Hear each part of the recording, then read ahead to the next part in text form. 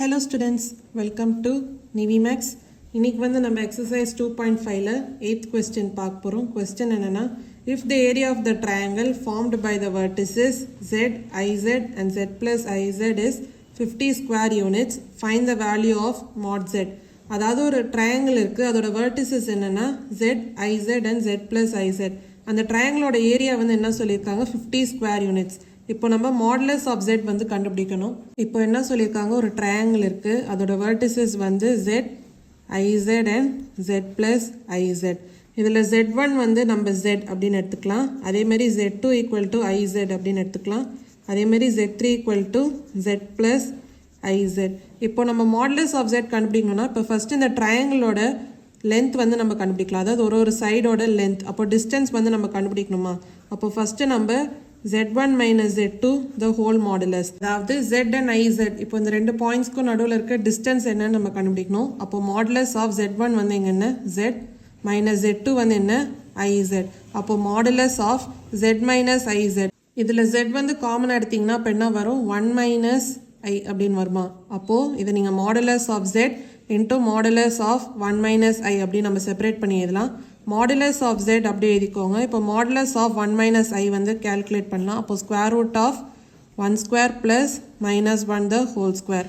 அப்போ modulus of z into square root of 1 square என்ன 1 plus minus 1 the whole square என்ன 1 தான்.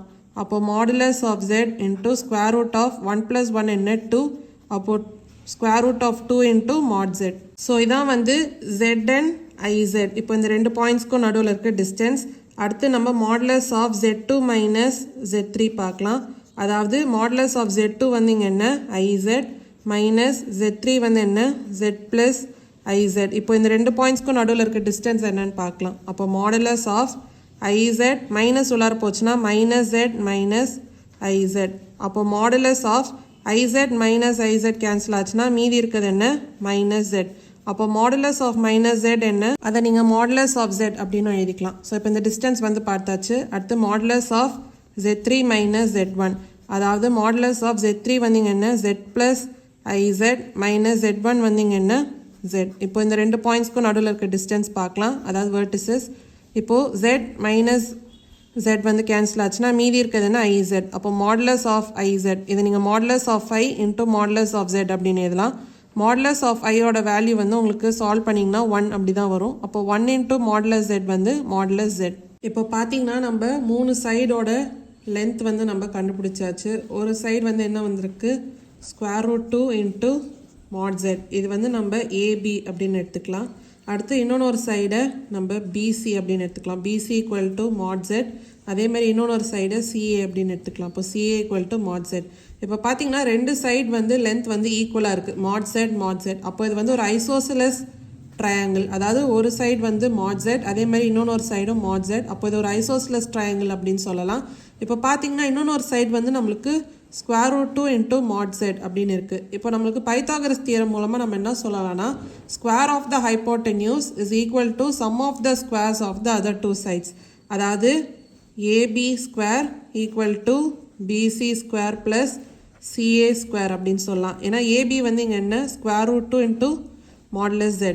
அப்போது square root 2 into modulus z the whole square equal to BC வந்து என்ன modulus z square plus CA வந்து என்ன modulus z. அப்போது modulus z square. இப்போ square root 2 into modulus z the whole square வந்து 2 இன்ட்டு மாடுலஸ் z ஸ்கொயர் அப்படின்னு வரும், equal to modulus z square plus modulus z square. அப்போது 2 into modulus z square வந்து இங்கே ரைட் ஹேண்ட் சைடு இது ரெண்டுத்தையும் add பண்ணிங்கன்னா, அதாவது modulus z square plus modulus z square வந்து என்ன வரும் 2 இன்ட்டு மாடுலஸ் z ஸ்கொயர். இப்போ பார்த்தீங்கன்னா left hand side and right hand side ஈக்குவலாக இருக்குது. அப்போ இந்த ட்ரையாங்கிள் வந்து பைத்தாகரஸ் தியரம் வந்து சாட்டிஸ்ஃபை பண்ணுது. ஸோ இப்போ இது மூலமாக இது ஒரு ஐசோஸ்லஸ் ரைட் ஆங்கிள் ட்ரையாங்கிள் அப்படின்னு சொல்லலாம். இப்போ பார்த்தீங்கன்னா ஏரியாவோட ஃபார்முலா என்ன, area equal to half into base into height. Area வந்து எவ்வளோ கொடுத்துருக்காங்க 50 ஸ்கொயர் யூனிட்ஸ். அப்போ 50 equal to half into base வந்து இங்கே என்ன மாடுலஸ் z, அதே மாதிரி ஹைட் வந்து மாடுலஸ் z.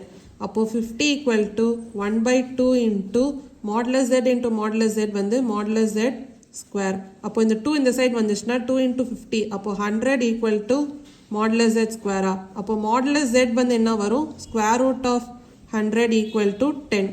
அப்போது மாடுலஸ் ஜெட்டோட ஆன்சர் என்ன 10. ஸோ இதான் வந்து கொஸ்டினில் நம்மளை கண்டுபிடிக்க சொல்லியிருந்தாங்க. ஸோ இதான் வந்து 8th கொஸ்டினோட ஆன்சர். ஏதாவது டவுட்ஸ் இருந்தால் கமெண்ட் செக்ஷனில் கேளுங்க. மறக்காமல் NiveMaths சேனலை லைக் பண்ணி ஷேர் பண்ணி சப்ஸ்கிரைப் பண்ணுங்கள். தேங்க்யூ ஸோ மச் ஃபார் வாட்சிங் திஸ் வீடியோ.